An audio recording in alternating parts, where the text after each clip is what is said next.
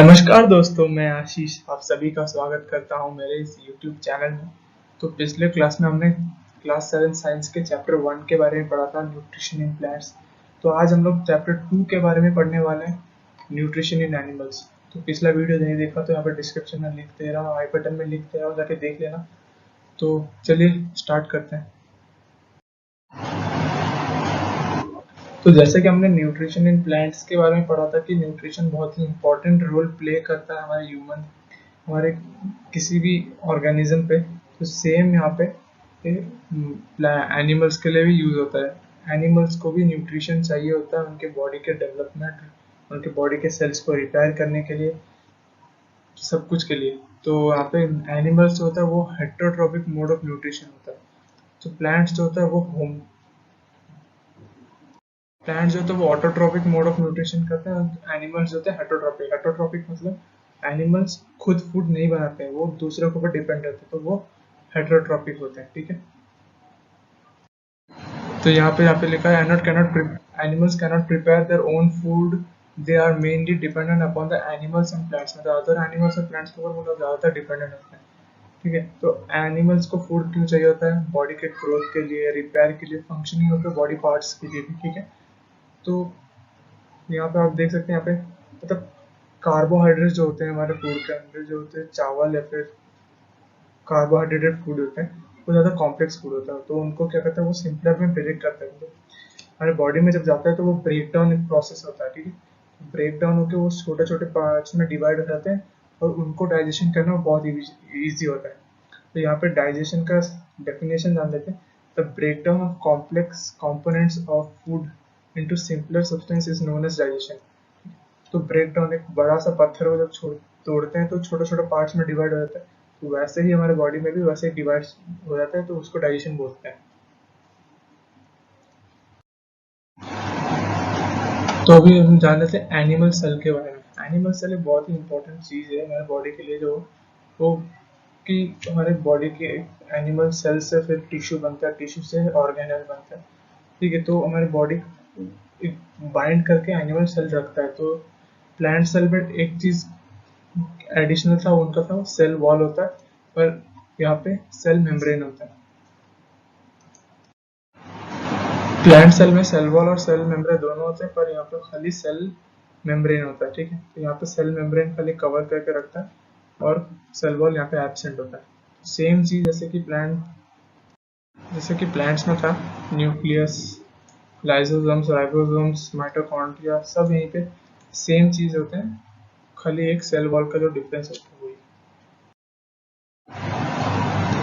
तो अभी हम लोग जानते हैं different ways of taking food. Her animal अलग अलग तरीका होता है उनको फूड कंजप्शन करने का फूड। ठीक है, तो हर एनिमल वो खुद फूड ढूंढता है, उसको कंज्यूम करता है। तो यहाँ पे बीज और हमिंग बर्ड्स क्या करते हैं, नेक्टर को सक करते हैं फ्लावर से। यहाँ पे देख सकते हो बीज यहाँ पे एक फूल के नेक्टर को सक कर रहा है। तो इन्फेंट्स और एनिमल्स, जो इन्फेंट हुए होते हैं, बच्चे जो होते हैं, जैसे यहाँ पे काव देख सकते हैं, वो लोग भी मदर्स मिल्क फीड करते हैं। Snakes like python swallow food they are prey upon. तो ठीक है, तो क्या करते हैं, वो लोग डायरेक्टली स्वालो कर देते हैं। मतलब वो जो एनिमल देखता है, कोई अगर स्नेक कोई अगर चूहा को देख लेता है तो वो डायरेक्टली उसको कंज्यूम मतलब स्वालो कर देता है। ठीक है, तो एक्वाटिक एनिमल्स भी यहाँ पे देख सकते हो। एक्वाटिक एनिमल्स यहाँ पे जब यहाँ पे छोटे छोटे कीड़े मकोड़े होते हैं उनको खाते हैं। ठीक है, तो अभी हम लोग पढ़ लेते हैं डाइजेशन इन ह्यूमंस के बारे में। तो डाइजेशन इन ह्यूमन के अंदर कैसे डाइजेशन होता है, कैसे हम लोग एक फूड को ब्रेक डाउन करके छोटे हमारे बॉडी को एनर्जी सप्लाई होता है, ये सब के बारे में पढ़ेंगे। तो डाइजेशन स्टार्ट कहाँ पे होता है? ये माउथ से स्टार्ट होता है और यहाँ पे रेक्टम और एनएस में यहाँ पे आके खत्म होता है। ठीक है, तो इस पूरे कंप्लीट प्रोसेस को बोलते हैं डाइजेस्टिव सिस्टम। एक फूड यहाँ से जब हम लोग खाते हैं तो यहाँ पे कैसे उसको प्रोसेसिंग होके सब उसको बोलते हैं डाइजेस्टिव सिस्टम। ठीक है, तो यहाँ पे बहुत सारी चीज़ें यहाँ पे रोल आते हैं, जैसे कि एक ग्लैंड, एंजाइम्स, डाइजेस्टिव बहुत ही इंपॉर्टेंट रोल प्ले करते हैं। तो अभी डिफरेंट पार्ट्स के बारे में जानते हैं। बकल कैविटी कहते हैं, यहाँ पे माउथ को बकल कैविटी बोलते हैं। तो ओएसोफेगस मतलब फूड पाइप जो होता है यहाँ से, मतलब ये आप देख रहे हो एक छोटा सा पाइप है, ये पाइप को बोलते हैं फूड पाइप, ये आपके स्टमक को कनेक्ट करता है। पैनक्रियास, पैनक्रियास यहाँ पे देख सकते हो, यहाँ पे छोटा सा, यहाँ पे दिख नहीं रहा पर यहाँ पे पैनक्रियास, इसको पैनक्रियास बोलते हैं। और स्टमक यहाँ पे देख सकते हो जे शेप में जो है, इसको स्टमक बोलते हैं। स्मॉल इंटेस्टाइन, यहाँ पे जो रिंकल्ड पार्ट्स है यहाँ पे बोलते हैं, ये पाइप्स है, इसको हम स्मॉल इंटेस्टाइन बोलते हैं। ये हमारा लार्ज इंटेस्टाइन है, ये जो बाहर का पार्ट है। तो एनस यहाँ पे होता है, रेक्टम यहाँ पे होता है। तो यहाँ पे पूरा डाइजेस्टिव सिस्टम यहीं से ये वाला काम करता है।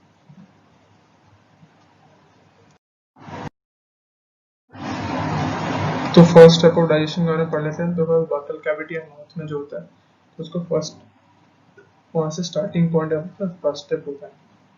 The process of taking food in the body is called ingestion. तो इंजेशन मतलब क्या होता है, अगर कोई चीज़ को हम लोग कंज्यूम कर रहे हैं, मतलब खाली माउथ में रखा है, तो वो हमारा इंजेशन प्रोसेस है। कैविटी का मेन काम जो है वो है चूइंग, मतलब चबाना और उसको ब्रेक डाउन करना। तो chewing helps break down food into small pieces. तो इंजेक्शन के समय सैलिवरी ग्लैंड एक बहुत इंपॉर्टेंट रोल प्ले करता है लुब्रिकेशन में। सलाइवा जो हमारे मुंह से निकलता है वो हेल्प करता है हमारे छोटे पार्ट्स, मतलब फूड पार्टिकल्स को, उसको ब्रेक डाउन करने के लिए। तो बकल कैविटी में एक और चीज आता है, टीथ, दांत। यहाँ पे देख सकते हैं, यहाँ पे तो आपने सुना ही होगा कि एक ह्यूमन बींग में 32 दांत होते हैं।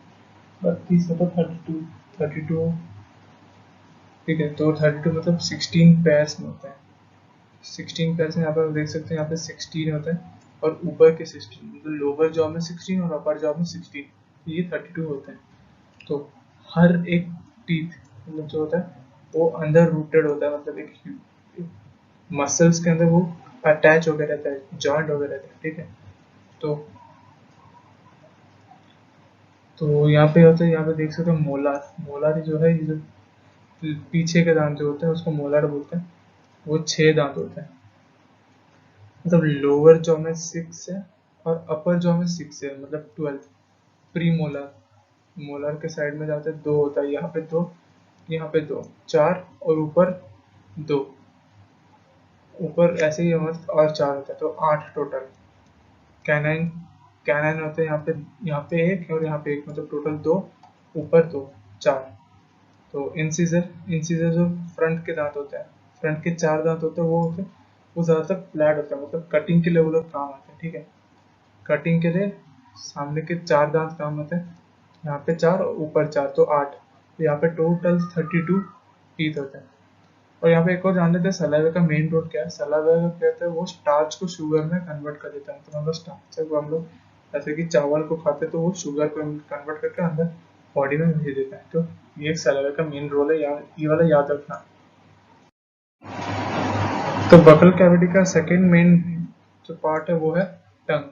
टंग होता है एक मस्कुलर फ्लैशी ऑर्गन जो कि हमारे back floor of the buccal cavity के साथ अटैच है। हमारे जो वो, और वो ये क्या होता है, फ्री टू मूव है, बहुत फ्री है। ये लोग ये क्या करते हैं, ये कहीं पे भी इसका ऑल डायरेक्शन मूवमेंट होता है, ठीक है। और ये इसके अंदर ये खाली मस्कुलर फ्लोर है, यहाँ पे कोई बोन अटैच नहीं होता। तो इसका फंक्शन क्या है, इसका फंक्शन है जब हम बातें करते हैं तो हमारे टंग्स मूवमेंट होते हैं, तो ये हमारे टंग्स टॉकिंग के लिए हमें काम आता है, तो किसी से बातें करते हैं तो ये काम आता है। एक और काम है इसका, ये हमारे सलाइवा और हमारे फूड को मिक्स करता है, तो चूइंग के समय ये सलाइवा और फूड को मिक्स करके और उसको स्वैलो करने में काम करता है। थर्ड मेन इम्पॉर्टेंट है वो है टेस्ट बड, मतलब हमारे फूड को ये टेस्ट करने में काम करता है। कोई भी फूड अगर वो सॉल्टी या फिर मीठा या फिर तीखा होगा, तो वो यहाँ पे टेस्ट बड्स होते हैं, वो यहाँ पे देख सकते हो, यहाँ पे जूम इमेज है टेस्ट बड्स। ये क्या करते हैं, ये लोग टेस्ट रिकॉग्नाइज करके हमारे बॉडी को बताते हैं कि ये टेस्ट है इसका, ठीक है। तो यहाँ पे अलग अलग जगह पे इसका अलग अलग टेस्ट बड्स होता है। तो डाइजेस्टिव सिस्टम का हम लोग सेकेंड पार्ट में आता है, मतलब एक सेकेंड फेज होता है डाइजेस्टिव सिस्टम का, तो वो है ऑसिफेगस। ऑसिफेगस क्या होता है, हमारे बॉडी से तो हमारे बकल कैविटी से फूड होता है वो वहाँ से लाके स्टमक में पहुँचाता है। तो ये ऑसिफिगस का काम है। ऑसिफिगस एक पाइप है, यहाँ पे कोई प्रोसेसिंग नहीं होता है, ठीक है। तो एक और होता है यहाँ पे, जब ये फूड डायरेक्टली ऐसे नहीं आ जाता, मतलब ऐसे गिरता नहीं, तो यहाँ पे एक मूवमेंट होता है पेरिस्टाल्सिस मूवमेंट, मतलब यहाँ पे जिगजैग मूवमेंट होता है, मतलब जिगजैग यहाँ पे ऑसिफिगस जिगजैग टाइप का होता है अंदर से। तो वो क्या करता है, उसको धीरे धीरे धीरे धीरे फूड को नीचे धकेलता है, डायरेक्टली नहीं करता, धीरे धीरे धीरे धीरे, उसको पेरिस्टाल्सिस मूवमेंट बोलते हैं। तो यहाँ पे ये याद रखना है कि पेरिस्टाल्सिस मूवमेंट क्या होता है। पेरिस्टाल्सिस मूवमेंट मतलब एक मूवमेंट होता है जो हमारे फूड को डाउनवर्ड हमारे स्टमक को पहुंचाता है। तो इसको याद रखिएगा। The third phase of digestion वो होता है स्टमक। स्टमक में आपके मैक्सिमम डाइजेशन यहाँ पे यहीं पे कंप्लीट होता है। तो स्टमक में क्या होता है कि यहाँ पे आपके फूड यहाँ से जो ऑसिफेगस से आता है यहाँ से, क्योंकि ये वाला जो है पार्ट है ये ड्यूडेनम है, मतलब स्मॉल इंटेस्टाइन का पार्ट है। ये क्या करता है, स्मॉल इंटेस्टाइन को ट्रांसफर कर देता है। तो अभी स्टमक के बारे में जान लेते हैं। स्टमक क्या होता है, तो स्टमक फूड जब फूड पाइप से रिसीव करता है, तो यहाँ पे फूड के साथ यहाँ पे म्यूकस, हाइड्रोक्लोरिक एसिड और डाइजेस्टिव जूसेस यहाँ पे सेक्रीट होते हैं, मतलब यहाँ से सेक्रीट होते हैं यहाँ पे फूड स्टमक के वॉल्स में। तो जब भी आपकी एसिडिटी कभी फील होता है, तो मतलब इसका मतलब है कि आपके बॉडी में ज़्यादा amount of hydrochloric acid release हो रहा है, तो इसको एसिडिटी बोलते हैं। तो इसके लिए हम लोग क्या करते हैं, मिल्क और मैग्नीशियम पे बेस्ड जो होता है उसको हम कंज्यूम करते हैं, तो ये एसिडिटी को क्या करता है, रिड्यूस करता है। तो हमारे बॉडी में भी हाइड्रोक्लोरिक एसिड होता है, इसका काम है जितने भी फूड प्रोडक्ट के साथ जितने भी जर्म्स बैक्टीरिया जो आते हैं उसको डिस्ट्रॉय करना, ठीक है। तो एडिशनल पार्टिकल्स जो होते हैं उसको डिस्ट्रॉय कर देता है, वहां से रोक लेता है। और म्यूकस का काम क्या है, उसी HCl को कंट्रोल करना। तब अगर HCl रिलीज होगा तो यहाँ पे हमारे इनर लाइनिंग अगर खराब ना हो, इसके लिए क्या कहते हैं, म्यूकस इसको हेल्प करता है, इसको प्रोटेक्ट करता है। तो ठीक है, तो ये हमारे स्टमक के कुछ मेन फंक्शन है। तो यहाँ पे एक और यहाँ पे जो होता है, यहाँ से जब फूड जो क्या होता है ट्रांसफर होता है स्मॉल इंटेस्टाइन में। तो स्मॉल इंटेस्टाइन में क्या होता है यहाँ पे, तो कार्बोहाइड्रेट्स ब्रेक डाउन होके ग्लूकोज बन जाता है, फैट्स ब्रेक डाउन होके फैटी एसिड और ग्लिसरॉल कन्वर्ट हो जाता है, प्रोटीन्स ब्रेक डाउन होके अमाइनो एसिड बन जाते हैं। तो ये तीन चीज हमेशा याद रखना, carbohydrates to glucose, fats to fatty acid, proteins to amino acid. तो ये तीन चीजें इंटेस्टाइन में कन्वर्ट हो, मतलब तीन ये जो हमारे जो कंपोनेंट्स ऑफ फूड होते हैं ये कन्वर्ट होके अब उसके स्मॉल कंपोनेंट्स में कन्वर्ट हो जाता है। तो यहाँ पे स्मॉल इंटेस्टाइन पे आता है हमारा फोर्थ स्टेप पे। स्मॉल इंटेस्टाइन क्या करता है, यहाँ पे देख रहे हो अंदर चीज होता है, ये स्मॉल इंटेस्टाइन होता है। ये रिंकल पार्टिकल, ये रिंकल शेप में होता है, मतलब कहीं भी आड़े टेढ़े शेप में है, इसका कोई भी कंफर्म शेप नहीं है, ठीक है। तो ये पाइप्स जो होते हैं वो टेढ़े मेढ़े होता है। तो क्यों होते हैं उसके बारे में अभी जान लेते हैं। तो स्मॉल इंटेस्टाइन का मेन रोल है एब्जॉर्प्शन, एब्जॉर्ब करके हमारे बॉडी के दूसरे पार्ट्स को ट्रांसफर करना, इसको इसका वही काम है एब्जॉर्प्शन। तो यहाँ पे ये लोग ब्लड वेसल के साथ कनेक्टेड होते हैं और ब्लड वेसल्स के साथ अटैच होके फूड्स क्या करते हैं, अपनी जो एनर्जी होते हैं वो सप्लाई कर देते हैं, मतलब जो मेन कंपोनेंट है उसको सप्लाई कर देता है, और जो वेस्ट सप्लाई होता है वो आगे ट्रांसफर कर देता है लार्ज इंटेस्टाइन में। तो यहाँ पे सप्लाई कैसे होता है, तो विली विली होता है जो हमारे रिंकल्ड पार्टिकल्स होता है, मतलब जिगजैग वो भी होता है, वो वो आउटग्रोथ, मतलब छोटे छोटे पार्टिकल्स फिंगर जैसे निकले हुए होते हैं, ठीक है। वो लोग क्या करते हैं, वो एब्जॉर्प्शन का काम करते हैं, वो इन स्मॉल इंटेस्टाइन के इनर में प्रेजेंट होते हैं। तो वहाँ के सरफेस में वो रहते हैं और वहाँ से क्या करते हैं, वो फूड को एब्जॉर्ब करते हैं, और जो डाइजेस्टिव फूड जो होता है एब्जॉर्ब करके उसको ऑर्गन्स के पास ट्रांसफर कर देते हैं ब्लड वेसल्स के वायर, ठीक है। तो वो उसको, ये हमारे स्मॉल इंटेस्टाइन का मेन फंक्शन है एब्जॉर्प्शन, ये तरह का देखते हैं। तो हमारे सेल्स में जो कहते हैं glucose break down with the help of oxygen into carbon dioxide and water energy से। जब भी हम लोग फूड को जब कंज्यूम करते हैं तो ग्लूकोज जो मेन होता है वो ग्लूकोज होता है, वो क्या करता है, वो ऑक्सीजन को कन्वर्ट करता है कार्बन डाइऑक्साइड और वाटर में, और एनर्जी क्या करता है हमारे ऑर्गन्स को सप्लाई करता है। तो ये स्मॉल इंटेस्टाइन का मेन रोल है। तो अभी हम लोग जाने चले लार्ज इंटेस्टाइन के बारे में। स्मॉल इंटेस्टाइन के बाद ये लार्ज इंटेस्टाइन आता है। तो लार्ज इंटेस्टाइन का नाम एक्चुअली इसलिए क्योंकि यहाँ पे उसका सरफेस एरिया लार्ज है, तो इसके लिए लार्ज इंटेस्टाइन है। बाकी यहाँ पे जो इसका लेंथ जो होता है 1.5 मीटर होता है, और स्मॉल इंटेस्टाइन का लेंथ होता है 7 मीटर, मतलब अप्रोक्सीमेटली 7 मीटर होता है, ठीक है। तो एक्चुअली स्मॉल इंटेस्टाइन लेंथ के मामले में लंबा होता है, पर वो सबसे लॉन्गेस्ट पार्ट है हमारे डाइजेस्टिव सिस्टम का, ये ध्यान रखना है। तो ये भी क्या करता है, हमारे वाटर और सॉल्ट को और अनडाइजेस्टेड मटेरियल को ये अब्जॉर्ब करता है, ठीक है। तो लार्ज इंटेस्टाइन का यही काम है कि वो वाटर और सम सॉल्ट्स को वो अनडाइजेस्टेड फूड से अब्जॉर्ब करना, उसका ये काम है। और इसको अब्जॉर्ब करके हमारे बॉडी के अदर पार्ट्स को सप्लाई करना है। जो जो अनडाइजेस्टेड पार्ट या फिर जो वेस्ट मटेरियल होता है उसको क्या कहते हैं, आयनस और रेक्टम को वो सप्लाई कर देता है। तो ये हमारे डाइजेस्टिव सिस्टम यहाँ पे खत्म हो। तो अभी हम लोग जानते हैं डाइजेशन इन grass eating animals. Grass eating animals मतलब काऊ, बुफेलो, गोट, ये सब क्या होता है, ग्रास ईटिंग एनिमल्स होते हैं। तो ये लोग डाइजेशन कैसे करते हैं, जब भी आप लोग देख रहे हो गाय को या फिर भैंस को, वो क्या कहते हैं, चबाते रहते हैं, ठीक है। तो वो क्यों चबाते हैं, क्योंकि उनके वो लोग क्या करते हैं, एक साथ क्या करते हैं, बर्फ में अगर उनको घास मिलता है तो वो एक साथ कलेक्ट कर लेते हैं, खा लेते हैं, और उसको स्वेलो कर लेते हैं, और वो क्या करते हैं, धीरे धीरे वो डाइजेस्ट करते रहते हैं। उसको क्या कहते हैं, वो लोग जब फ्री हो जाते हैं तो उसको क्या कहते हैं, खड़े होकर वो लोग आराम से च्यू करते रहते हैं।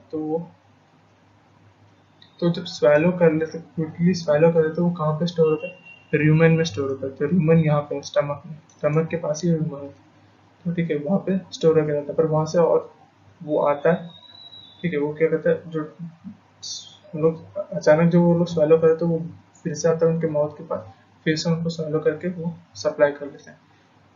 तो इसको बोलते हैं, ये लोग ऐसे ही खाते हैं। तो यहाँ पे इनका पार्शियली डाइजेस्ट होता है, उसको बोलते हैं कड। कड उसको जो अगर कोई घास खा रहे तो उसको पार्शियली डाइजेस्ट, मतलब जो बिना चबाए उसको अंदर डालते तो उसको पार्शियली डाइजेशन होता है, उसको कड बोलते हैं। फाइनली क्या होता है, कड क्या होता है, माउथ के ऊपर, कड क्या होता है, माउथ के पास रिटर्न आके फिर से वो चबाते रहते हैं, तो वहाँ से वो रिमिनेशन, उसको बोलते हैं रिमिनेशन, मतलब फिर से कड, जब कर्ड क्या होता है वो यहाँ से रूमेन से फिर से माउथ पे आता है, उसको रूमिनेशन बोलते हैं, ठीक। तो ये याद रख लेना, रूमिनेशन क्या होता है। तो ग्रास क्या होता है, बहुत ही रिच इन कार्बोहाइड्रेट होता है, ठीक है। तो ये याद रखना कि तो रिच इन सेल्यूलोज होता है। ग्रास के अंदर बहुत ज़्यादा अमाउंट ऑफ सेल्यूलोज होता है, और उसके अंदर बहुत सारे बैक्टीरियाज और अदर हार्मफुल ऑर्गेनिजम्स में प्रेजेंट होता है। तो ये लोग भी क्या करते हैं, ये लोग डाइजेस्ट, ह्यूमंस की तरह ये भी अनवांटेड पार्टिकल्स डाइजेस्ट नहीं हो सकते। तो ये लोग क्या होते हैं, ये लोग भी एक्सक्रीट आउट हो जाते हैं, मतलब जितने भी बैक्टीरियाज और हार्मफुल सब्सटेंस वो भी एक्सक्रीट आउट हो जाते हैं।